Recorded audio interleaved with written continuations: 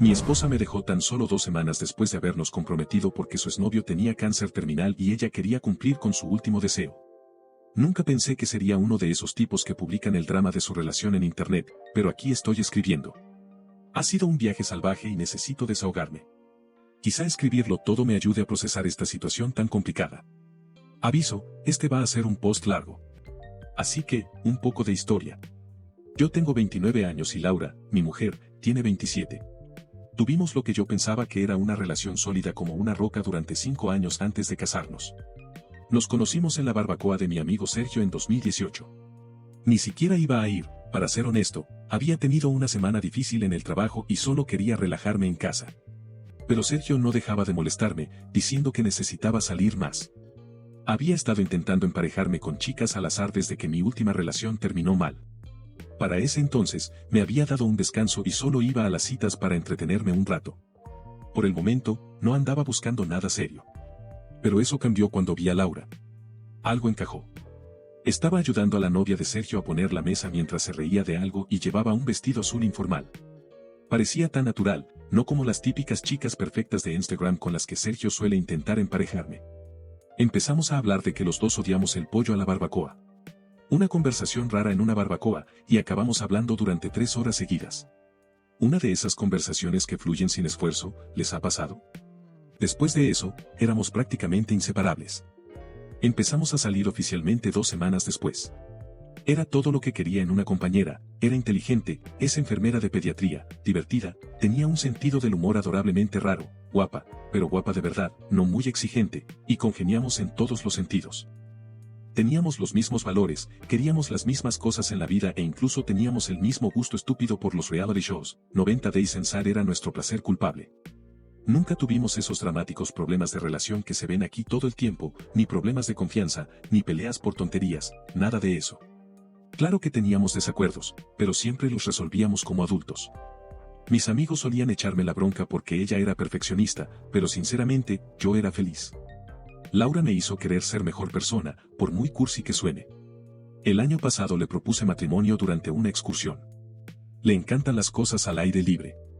Casi lo estropeo porque estaba tan nervioso que casi se me cae el anillo por la montaña, pero dijo que sí, llorando y riendo al mismo tiempo. Empezamos a planear la boda enseguida. Laura siempre había soñado con casarse en un viñedo histórico, a 1 hora de la ciudad. Era caro, pero ver lo feliz que la hizo mereció la pena cada céntimo. La boda fue perfecta, y no lo digo solo porque me gastara una pequeña fortuna en ella. En serio, ¿por qué demonios son tan caras las bodas? El viñedo tenía un aspecto increíble, todo decorado con luces y flores. Laura estaba guapísima con su vestido. Recuerdo que aquella noche la vi reír con sus damas de honor y pensé en lo afortunado que era. Esa mujer increíble había decidido pasar su vida conmigo. Parecía irreal. Teníamos todos esos planes, queríamos viajar más, quizá comprar una casa en las afueras el año que viene, empezar a intentar tener hijos en un par de años. Laura ya había elegido nombres, quería ponerle a nuestro futuro hijo el nombre de su abuelo, cosa que me pareció bien. Si alguien me hubiera dicho entonces lo que estaba a punto de ocurrir, me habría reído en su cara. ¿Cómo podía salir algo mal? Éramos sólidos. O al menos eso creía. Así que, 2 meses después de volver de nuestra luna de miel en Grecia, que fue increíble. Por cierto, si alguna vez tienes la oportunidad de visitar Santorini, hazlo. Todo se fue a la basura un viernes por la noche. Yo estaba en casa asando unos lujosos filetes de buey añejos que había comprado en una carnicería de lujo del centro, unos $60 cada uno, carísimos. A Laura le encanta cenar un buen filete y quería darle una sorpresa, porque últimamente había estado haciendo turnos de locura en el hospital. Laura debía estar en casa a las 6, pero envió un mensaje diciendo que había quedado con su mejor amiga, Adriana, para tomar un café después del trabajo. Adriana, bueno, digamos que no es mi persona favorita. Es una de esas personas que siempre está provocando problemas y luego se hace la inocente. Pero era la mejor amiga de Laura desde la universidad, así que traté de tranquilizarme. A las 8:30 los filetes se estaban enfriando y Laura seguía sin llegar. Me estaba molestando un poco y tenía un hambre de 1000 demonios, pero supuse que se habrían entretenido hablando. Laura finalmente llegó a casa alrededor de las 9, y en el momento en que entró supe que algo andaba mal. Tenía una expresión extraña en la cara, como cuando hay que dar malas noticias a los padres en el hospital. Ni siquiera se dio cuenta de la elegante cena que había preparado. Solo dijo: tenemos que hablar, con una voz seria que nunca le había oído antes. No voy a mentir, mi primer pensamiento fue que estaba embarazada. Habíamos hablado de esperar un par de años, pero bueno, no. Sinceramente, ojalá hubiera sido eso. Lo que me dijo a continuación me hizo desear que tuviéramos un bebé inesperado. Se sentó en la esquina de la cocina y empezó a hablarme de su exnovio, Marcos. Yo conocía a Marcos. Salieron durante 3 años en la universidad. Parecían bastante serios. Laura no hablaba mucho de él, pero yo sabía que habían terminado porque él se había ido a trabajar al otro lado del país, y ninguno de los dos quería mantener una relación a distancia. Resulta que Adriana, la amiga de Laura, se había encontrado con el hermano de Marcos en el gimnasio a principios de esa semana.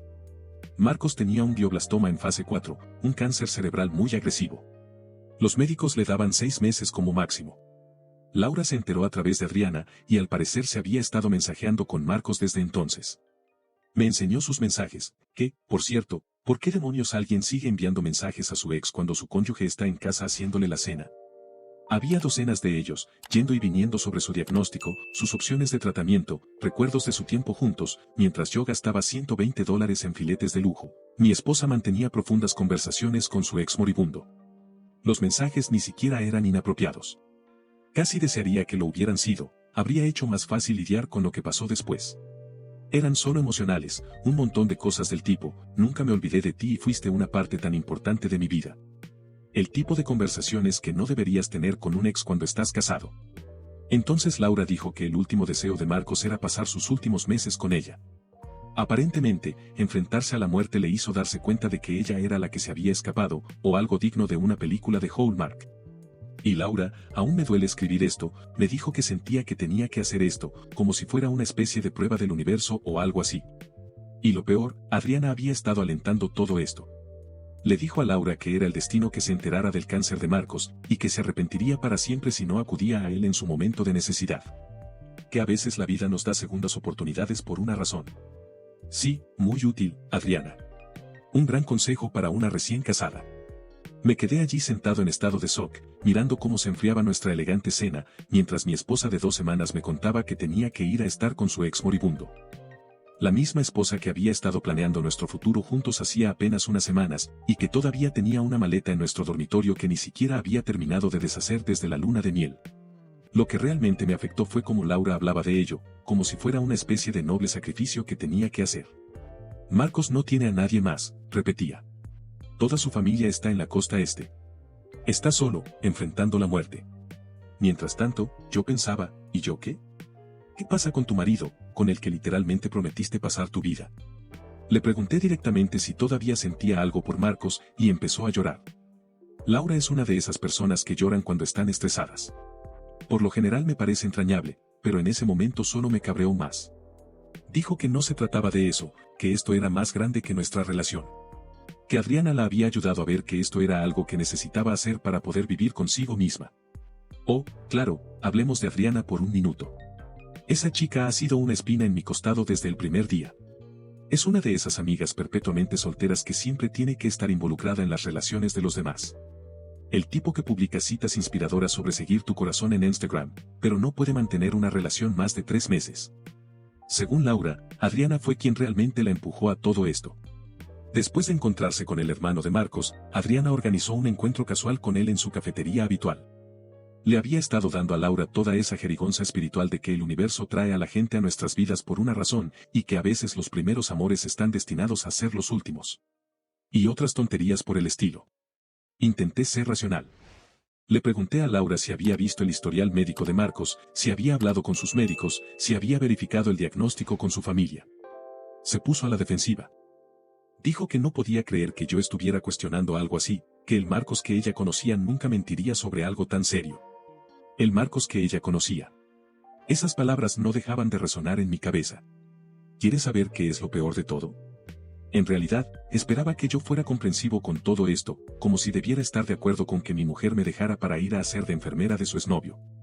Incluso sugirió que nos tomáramos un descanso mientras ayudaba a Marcos en su último viaje. Esas fueron sus palabras exactas.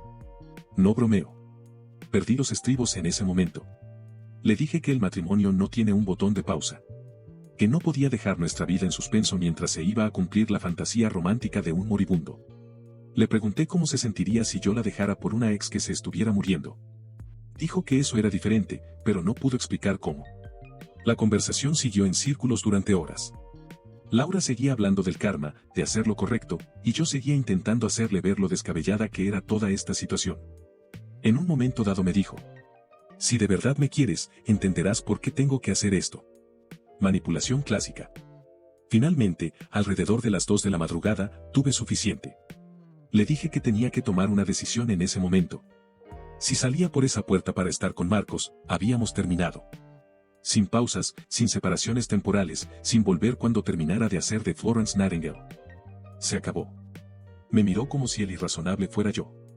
Empezó a hablar de que la vida no es blanca o negra, que a veces hay que tomar decisiones difíciles.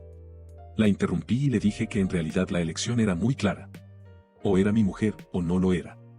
Nunca olvidaré cómo me miró, una mezcla de decepción y resignación, como si fuera yo el que hubiera suspendido algún tipo de examen. Dijo que necesitaba tiempo para pensar. Cogió su bolso y se fue a casa de Adriana. El sonido de la puerta al cerrarse fue como un disparo. Esa noche no dormí nada. Me quedé sentado en la cocina, mirando esos estúpidos filetes caros, preguntándome cómo mi vida se había convertido en este ridículo drama. No dejaba de mirar mi teléfono, pensando que tal vez entraría en razón. Entonces las cosas se movieron bastante rápido. Laura se quedó en casa de Adriana unos días, apenas respondiendo a mis mensajes. Mientras tanto, yo estaba pasando por un infierno. No podía comer, no podía dormir. No paraba de repetirlo todo en mi cabeza, intentando averiguar en qué me había equivocado. Mi amigo Sergio, el anfitrión de la barbacoa donde nos conocimos, vino con pizza. Cuando le conté lo que estaba pasando, tampoco se lo podía creer. Habíamos salido juntos muchas veces, habíamos tenido citas dobles, habíamos ido de vacaciones en grupo. Laura siempre había parecido tan normal, como si no fuera del tipo de personas que hacen este tipo de cosas. Entonces, una semana después de que se fuera, recibí un largo mensaje de Laura. Decía que había pensado mucho y que había decidido seguir a su corazón. Se mudaba con Marcos para ayudarlo en sus últimos meses. En realidad, escribió que esperaba que yo pudiera encontrar en mi corazón la forma de entender. Y que tal vez podríamos retomar nuestra relación después de que Marcos muriera. Como si yo fuera a quedarme sentado esperando hacer su plan de respaldo. Al día siguiente recibí un correo electrónico de su abogado, un correo electrónico, ni siquiera una llamada telefónica. En el que me decía que Laura quería el divorcio y que esperaba que pudiéramos llegar a un acuerdo amistoso.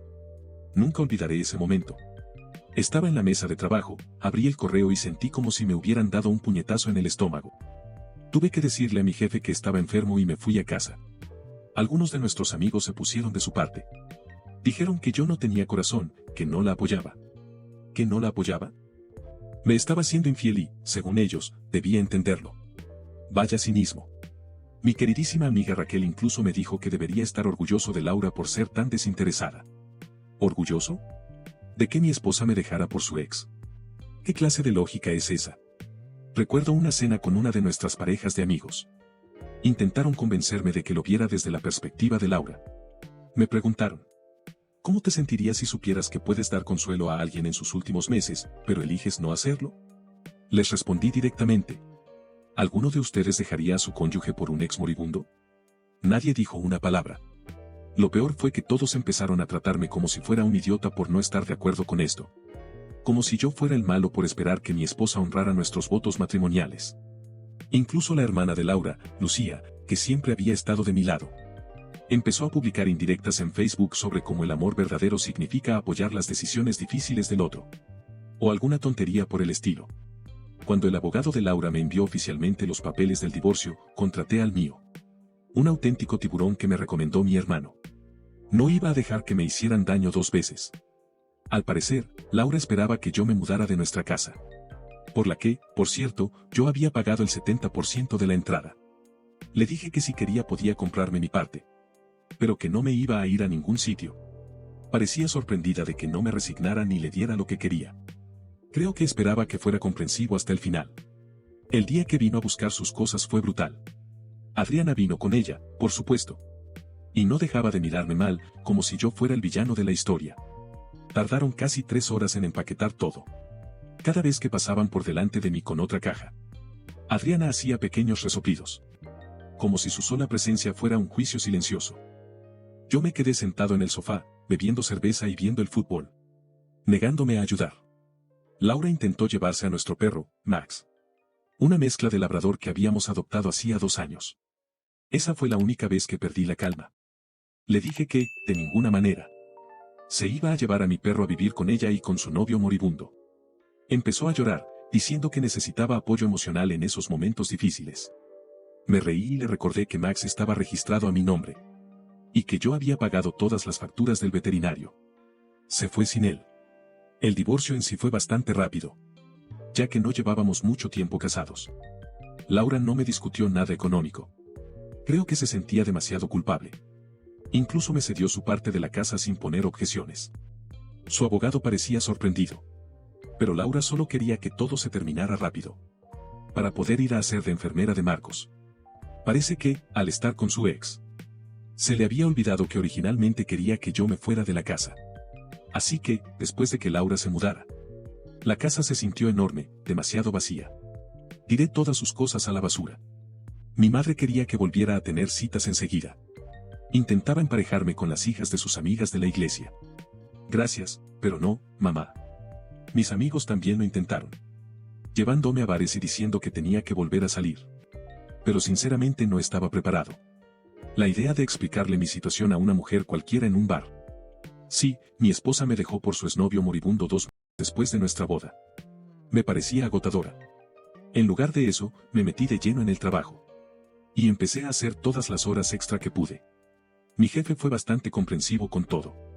Me dejaba asumir proyectos extra para mantener la mente ocupada. Además, ganaba bastante bien, así que al menos eso era una ventaja. Pero sentarme solo en esa casa cada noche me estaba matando. Empecé a tener problemas para dormir. Me despertaba a las 3 de la madrugada. Y revisaba mi teléfono casi esperando ver un mensaje de Laura, diciendo que todo esto había sido un error. Max fue un salvavidas durante este tiempo. Tenerlo allí me obligó a mantener algún tipo de rutina. Tenía que levantarme para pasearlo, volver a casa a horas decentes para darle de comer. Y se sentaba conmigo en el sofá mientras veía Netflix, probablemente preguntándose por qué veía tanto Breaking Bad. A las 2 de la mañana. También empecé a hacer algunas reformas en casa para mantenerme ocupado. Pero lo más difícil fue lidiar con las redes sociales. Laura no publicaba mucho sobre su situación. Supongo que es difícil hacer que dejé a mi marido por mi ex moribundo. Quedé bien en Instagram. Pero los amigos en común compartían cosas. Fotos de ella en cenas con amigos, actuando como si todo fuera normal. Las publicaciones de Adriana eran las peores. Todas esas citas crípticas sobre seguir a tu corazón. Y a veces la vida tiene otros planes. Al final tuve que bloquearlas a las 2. También perdí algunos amigos durante la separación. Las parejas con las que solíamos salir empezaron a tomar partido. Algunos pensaron que yo era un imbécil por no apoyar la difícil decisión de Laura, aún no me lo creo. Otros simplemente se sentían incómodos y dejaron de invitarme a cosas. Eso dolió casi tanto como el divorcio en sí. En realidad, mi hermano fue quien más me ayudó durante ese tiempo. Venía con sus hijos y me obligaba a salir de casa. Un par de meses después, me iba bastante bien. Me ascendieron en el trabajo, me compré una camioneta nueva. Siempre quise una Tecoume. Y estaba en la mejor forma de mi vida gracias al Jiu-Jitsu brasileño. Incluso empecé a salir un poco. Nada serio, pero al menos podía mantener una charla, sin tener un colapso mental hablando de mi ex. Entonces, un martes por la tarde al azar, mi teléfono empezó a estallar con notificaciones, volviéndose loco. Primero pensé que era una emergencia del trabajo o algo así. Pero no. Era el número de Laura. Hacía más de 3 meses que no sabía nada de ella. Y de pronto comenzó a llamar, mandar mensajes. Dejar mensajes de voz, uno tras otro. Al principio lo ignoré. ¿Por qué? ¿Qué demonios quería después de todo este tiempo?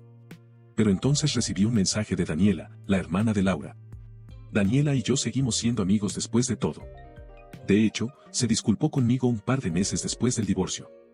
Dijo que no podía creer cómo Laura manejó todo. Así que, cuando me manda un mensaje diciendo, realmente necesitas escuchar lo que Laura tiene que decir, me imaginé que algo serio debía estar pasando. Finalmente contesté una de las llamadas de Laura en mi hora de almuerzo. Estaba histérica, apenas entendía lo que decía entre llantos. Al principio pensé que tal vez Marcos finalmente había muerto.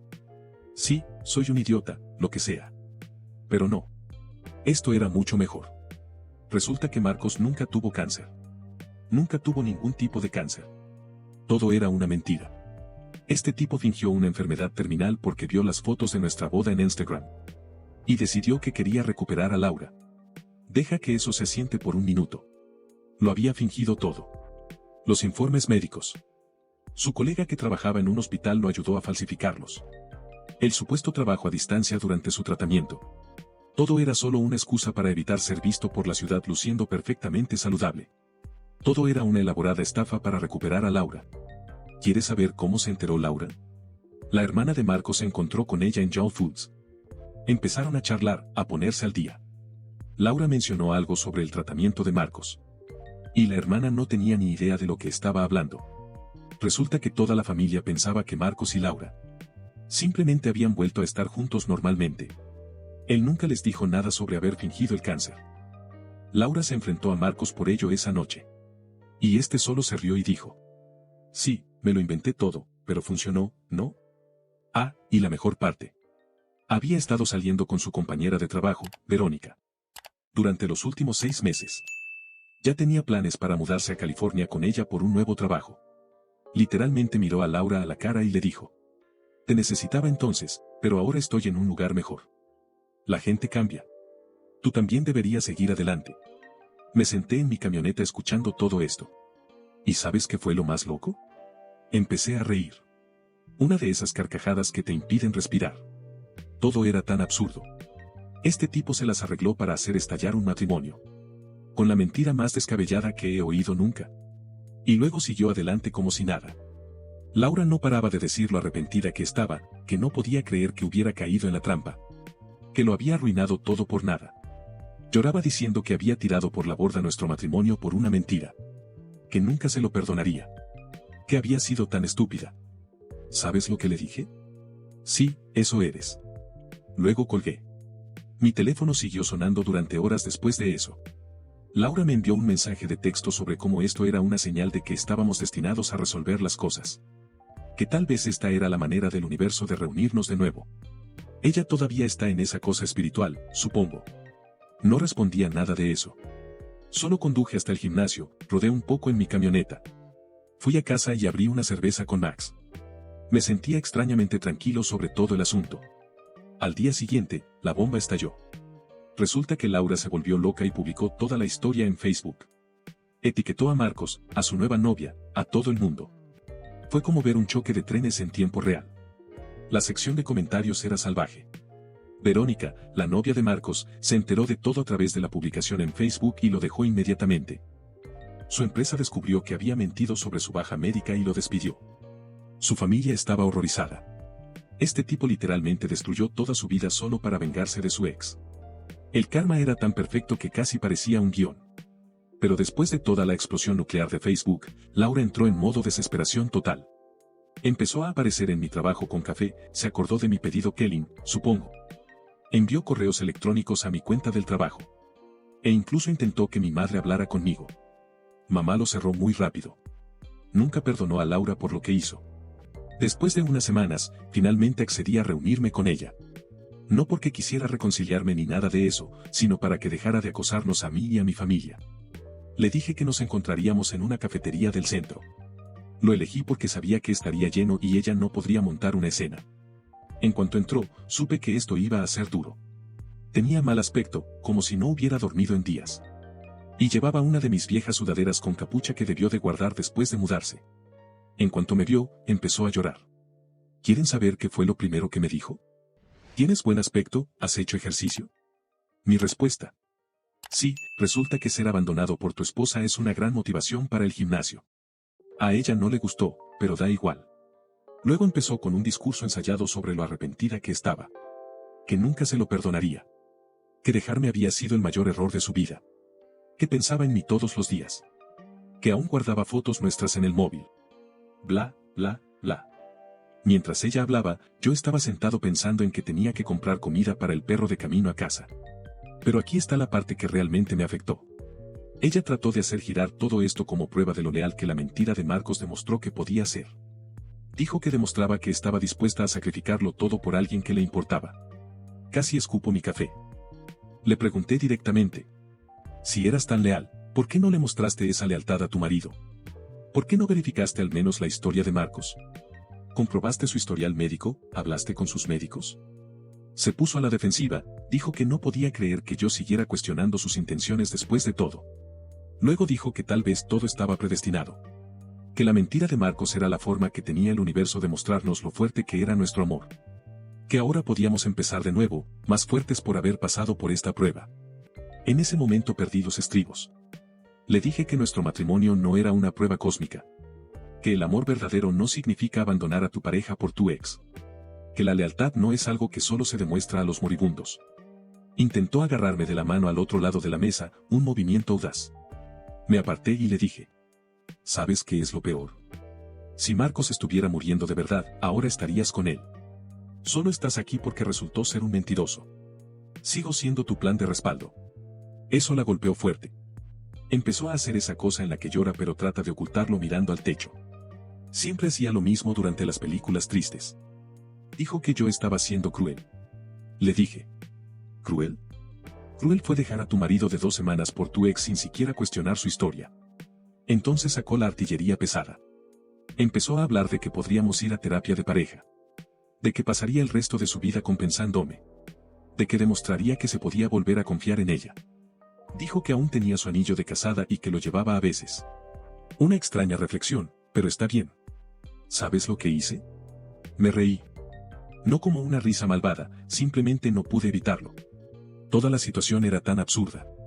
Hace poco más de 3 meses esta mujer me destruyó. Y ahora estaba sentada aquí pensando que la terapia de pareja podría arreglarlo. Le dije que necesitaba terapia individual mucho más que terapia de pareja. Que tenía que averiguar por qué estaba tan dispuesta a tirar por la borda un matrimonio. Por alguien que resultó ser un mentiroso patológico. Que tenía que trabajar en sí misma antes de intentar estar con alguien. La conversación terminó con ella preguntándome si había alguna posibilidad de que volviéramos a estar juntos en el futuro. Le dije: Laura, el hombre con el que te casaste murió el día que elegiste a Marcos. Ahora soy otra persona.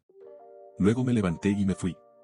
Recibí un mensaje de ella 1 hora después diciendo que me esperaría y se probaría a sí misma de alguna manera. Lo dejé en leído, me fui a casa, abracé a mi perro y pedí una pizza. Han pasado unos 4 meses desde que todo el show de Marcos fingiendo cáncer explotó. Estaba empezando a sentirme bien con la vida de nuevo. Empecé a salir con esta chica increíble, Amy, del gimnasio. Da clases de kickboxing por la mañana. Llevábamos saliendo unas semanas, nada súper serio todavía. Pero definitivamente en esa dirección. Es completamente diferente a Laura, directa, sin dramas. No cree en toda esa teoría de el universo tiene un plan. Entonces sucedió ayer. Estaba en casa preparando la cena, Amy iba a venir más tarde. Cuando Laura apareció en mi puerta. No la había visto desde el enfrentamiento en la cafetería. Parecía diferente. Y entonces me di cuenta de por qué. Estaba embarazada. Obviamente embarazada. Lo primero que pensé fue: Marcos la dejó embarazada antes de irse. Pero no, la vida no es tan simple. Tenía un sobre en la mano, le temblaban las manos y me dijo que estaba de 14 semanas. Hice los cálculos en mi cabeza, justo antes de que todo se fuera a la basura con Marcos. Justo antes de que se fuera. Chicos, es mío. Ya se había hecho una prueba de paternidad, una de esas primeras pruebas de sangre. Mostró los resultados allí mismo. 99,9% de probabilidad de que yo sea el padre. Llevaba semanas intentando armarse de valor para decírmelo. Me quedé de pie en la cocina, con los resultados en la mano. Mientras mi ex esposa embarazada lloraba delante de mí. Y mi nueva novia venía a cenar. Fue como tener una experiencia extracorpórea o algo así. Laura dice que se enteró justo después de que todo implosionara con Marcos. Ha estado yendo sola a las citas médicas, no se lo dijo a nadie. Excepto a su madre. Dice que sabe que esto lo complica todo. Pero que cree que tengo derecho a saberlo. La parte jodida. Una parte de mí está emocionada. Siempre quise ser padre. Laura y yo habíamos hablado de tener hijos. Ya sabes, cuando estábamos realmente casados. Pero luego pienso en todo lo que pasó. En cómo se fue. En Amy. Aún no se lo he dicho a Amy. Laura se fue hace como 1 hora. Terminé enviando un mensaje a Amy diciendo que estaba enfermo. Y que necesitaba posponer la cena. He estado sentado aquí con Max. Tratando de procesar todo. ¿Cómo manejas algo como esto? Obviamente voy a estar involucrado en la vida de mi hijo. Eso ni siquiera es una pregunta. Pero copaternizar con alguien que te abandonó por su falso y moribundo ex. Eso va a ser interesante. Además está Amy. ¿Cómo le dices a alguien con quien acabas de empezar a salir? Que tu exesposa, que te dejó por su ex moribundo, ¿está embarazada de tu hijo? Parece demasiado para alguien tan pronto. Laura quiere hablar de las cosas. Dice que quizás sea una señal. Que deberíamos intentarlo de nuevo. Que un bebé lo cambia todo. ¿Pero lo cambia? ¿Cambia el hecho de que me dejara por su ex sin pensárselo 2 veces? ¿Cambia el hecho de que solo volvió cuando descubrió que él mentía? La cabeza me da vueltas. Max sigue trayéndome sus juguetes. Como si supiera que me estoy volviendo loco. Buen perro. Sinceramente, no sé qué hacer. Una parte de mí quiere estar emocionada por ser padre. Otra parte está aterrorizada de tener que lidiar con Laura. Durante los próximos 18 años, y más. Y otra parte se siente culpable por Amy. Que no se apuntó a nada de este drama. Entonces, ¿qué harían ustedes? En serio. ¿Cómo puedes ser padre con alguien que ha roto tu confianza de esta manera? ¿Cómo le dices a tu nueva novia que, sorpresa, vas a ser padre con tu ex? ¿Cómo te aseguras de estar ahí para tu hijo? ¿Sin que te vuelva a absorber el drama de Laura? Actualización 1. Sí, voy a conseguir un abogado. No tomaré más decisiones sin consejo legal. Esta situación me está volviendo loco. Actualización 2. A todos los que sugieren que me haga otra prueba de paternidad. Sí, ya la he llamado para eso. No pienso cuidar al hipotético hijo de otra persona. Actualización 3. Dejen de decirme que vuelva con Laura por el bebé. Esto no funciona así. No puedo simplemente hacer como que nada hubiera pasado. Laura me abandonó para ir a cuidar a su ex. Sin pensarlo 2 veces. No es como si mis sentimientos no importaran en todo esto. Actualización 4. Por Dios, chicos. Dejen de enviarme por DM sus teorías sobre que Laura se quedó embarazada a propósito para atraparme. Ya tengo la cabeza bastante jodida. Actualizaré cuando sepa qué es lo que voy a hacer. Ahora mismo, necesito un trago. O quizás 10.